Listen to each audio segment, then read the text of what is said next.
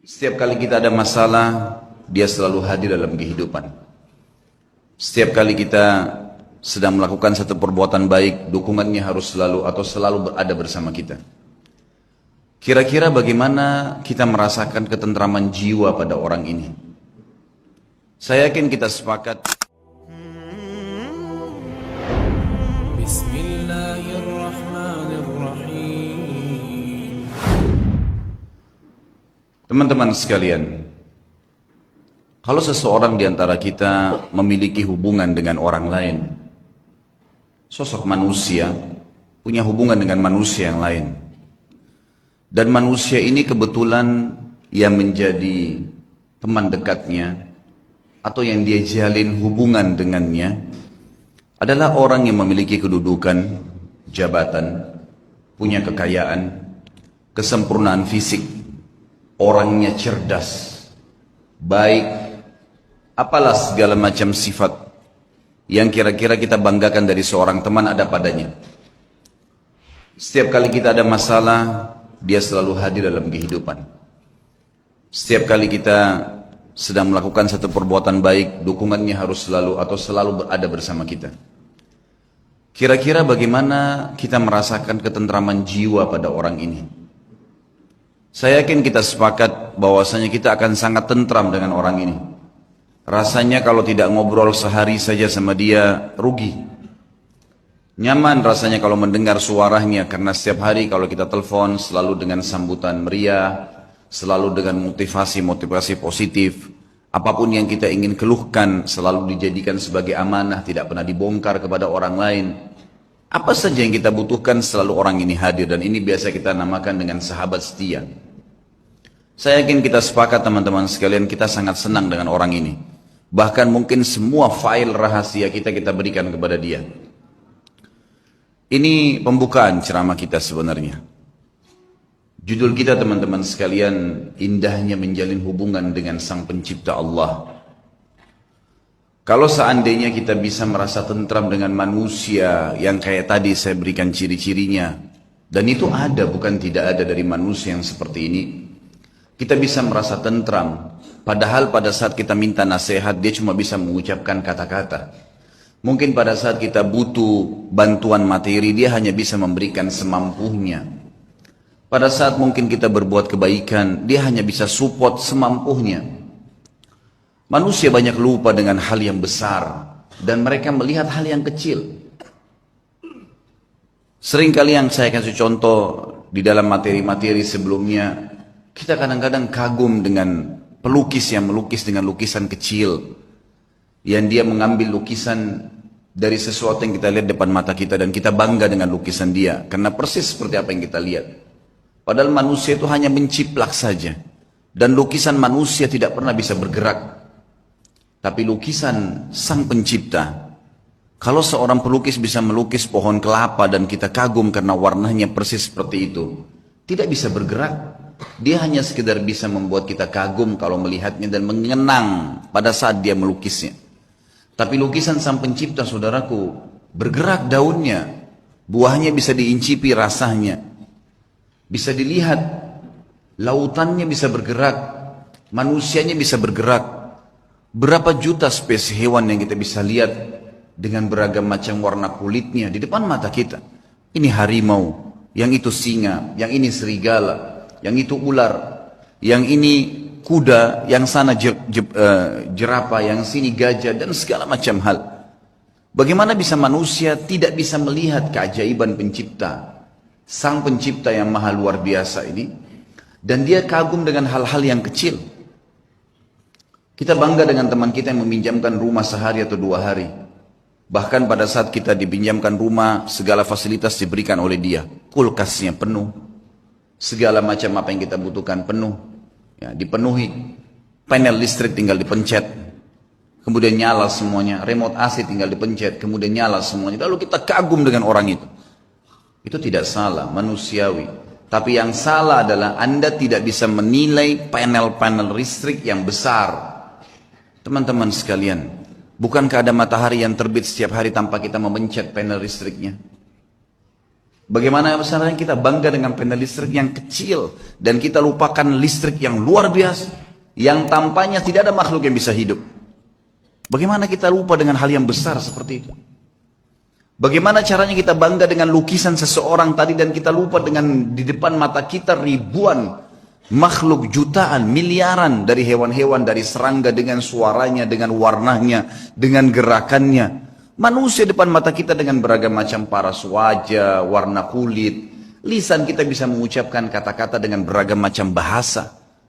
Bisa membedakan mana rasa manis, rasa asin, rasa segala macam asam dan seterusnya dalam waktu yang bersamaan. Hidung kita bisa membedakan mana bau wangi, mana bau busuk dalam waktu seketika. Kita lupakan sesuatu yang besar seperti itu dan kita bangga dengan hal yang kecil hanya karena teman kita menyemprotkan minyak wangi dan kita rasa wangi. Hanya karena kebetulan kita lewat di sebuah tempat dan kita bisa mengatakan, oh busuk bau ini. Dan kita lupakan alat di hidung kita yang bisa membedakan bau wangi dan bau busuk seketika. Bagaimana bisa manusia lalai dengan hal yang besar dan mereka bangga dengan hal yang kecil, saudaraku. Dan inilah upaya syaitan, laknatullahi alaihi, untuk menjauhkan manusia dari penciptanya Allah subhanahu wa ta'ala. Allah zat yang maha pemurah, maha penyayang, menyebutkan dengan beragam macam sifat-sifatnya. Dan memang kita lihat depan mata kita. Pada saat Allah betul-betul mengatakan Alhamdulillahi Rabbil Alamin, segala puji bagi Allah Tuhan alam semesta. Memang semuanya memang Dia yang ciptakan. Semuanya yang kita lihat dan kita lihat memang Dia yang ciptakan. Dia pemilik alam semesta ini. Kemudian Ar-Rahmanir Rahim yang maha pengasih dan maha penyayang. Memang benar-benar Dia maha pengasih dan penyayang. Fir'aun yang jelas-jelas mengaku sebagai Tuhan, membantah Musa alaihissalam, kufur kepada Allah dan mengatakan kepada Haman, ya Haman ubni li sarha la'alli attalu ila ilahi Musa wa inni la adhunnuhu kadhiba. Wahai Haman, buatin saya menara supaya saya bisa naik dan saya mau lihat Tuhannya Musa itu. Pencipta dia juga. Dia tantang seperti itu. Mungkin saya bisa lihat Tuhannya Musa dan saya pasti yakin Musa itu pendusta. Tapi apa perintah Allah kepada Musa dan Harun alaihi wassalam? Idhaba ila fir'auna wa qula lahu qawlan layyina. Pergi ke Fir'aun tuh, hai Musa dan Harun, ucapkan kalimat yang santun. La'allahu yatadzakkar aw yakhsha. Siapa tahu dia mau sadar, karena dia tidak ngerti nih. Dia enggak tahu itu.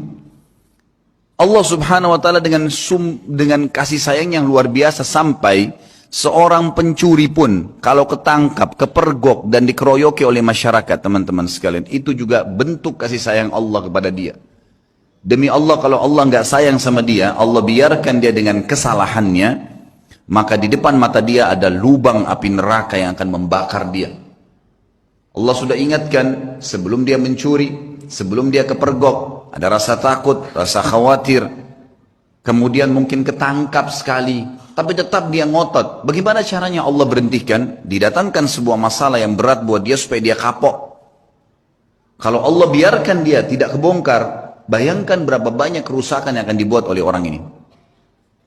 Dan Allah tahu dengan kemahamurahannya dan kasih sayangnya, hamba ini nggak ngerti, bodoh nih. Dia akan jatuhkan dirinya pada neraka yang dia sulit untuk selamat pada saat itu.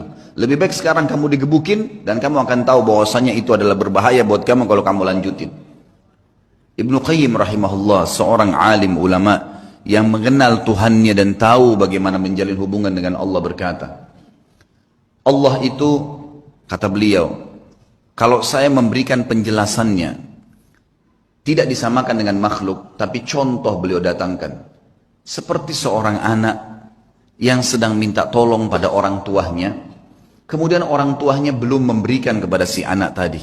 Kenapa tidak diberikan? Karena ternyata si anak ini mau keluar dan bergaul dengan temannya yang buruk.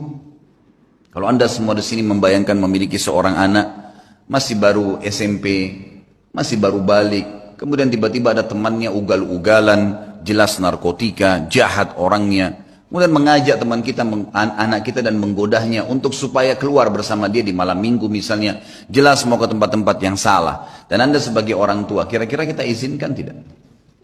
Tidak bakal diizinkan. Kalau orang tua yang berakal, dia tidak mengatakan tidak, nak, tidak bisa. Ayah, ibu tolong izinkan saya. Jangan. Ayah, ibu tahu. Kenapa kita melarangnya? Karena kita tahu anak ini tidak mengerti. Enggak kok, saya bisa jaga diri. Enggak mungkin kok bisa jaga diri, nak. Ayah dan ibu lebih tahu. Kata Ibnu Qayyim, Allah Azza wa Jalla lebih tahu dan lebih cinta pada hambanya dari dirinya sendiri. Wong Allah penciptanya kok. Allah lebih tahu. Sampai kalau saking bentuk kasih sayangnya Allah, sampai keluarnya kotoran, maaf, dari dubur dan kemaluan anda, itu bentuk kasih sayang Allah. Bayangkan kalau Allah nggak keluarin tuh bekas-bekas makanan. Bukankah orang kalau nggak bisa ngeluarin angin dalam 2-3 hari atau seminggu kembung kemudian harus ke rumah sakit? Bukankah kalau orang tidak, kita cuma tahu makan, kita nggak pernah tahu mana yang ada bakterinya atau tidak dari makanan tersebut, begitu masuk tenggorokan lalu tersortir dengan alami, dengan sistem yang luar biasa, sehingga mana yang jadi nutrisi tubuh, mana yang jadi kotoran. Dan dengan luar biasa Allah cuma memberikan rasa, kita cuma tahu masuk, oh ya mau buang air besar, masuk kamar mandi membuangnya, kita tidak pernah berpikir, bukankah anda mencium baunya busuk? Artinya bayangkan kalau tertinggal di perut kita bau yang busuk seperti itu. Tapi kita cuma tahu manusia melihat hal yang kecil. Oh ya sudah selesai buang air besar, udah keluarlah. Udah selesai, tinggal tahu makan lagi. Siapa yang menggerakkan motor di tubuh anda ini? Siapa yang membuat mengelolanya? Siapa yang mengeluarkannya? Siapa yang membaginya? Siapa yang mengaturnya? Dan segala macam pertanyaan yang tidak bisa sebenarnya kita gambarkan teman-teman sekalian. Saya sekarang ingin menyampaikan, mudah-mudahan Allah ikhlaskan niat kita, terutama buat diri saya sendiri tentunya, indahnya menjalin hubungan dengan Allah Subhanahu wa Ta'ala. Kalau kita sudah mengenal Tuhan kita teman-teman sekalian, dan caranya sederhana, hadiri majelis ilmu seperti ini, pelajari tentang rukun Islam, rukun iman, dalami tentang Allah Subhanahu wa Ta'ala, rutinkan terus jalankan, maka dengan izin Allah kita akan sampai pada titik nanti mengenal Tuhan kita. Dan kalau kita sudah mengenal Tuhan kita dan kita sudah akrab dengannya, perhatikan efeknya. Kita akan menjadi manusia yang super luar biasa. Kalau ada manusia, teman-teman sekalian, yang setiap kali diajak oleh temannya berbuat maksiat, dia jalan saja. Manusia, itu biasa. Tapi anda bisa menjadi manusia yang luar biasa kalau mau. Di saat lagi diajak pada hal-hal yang haram, kita nolak, bisa.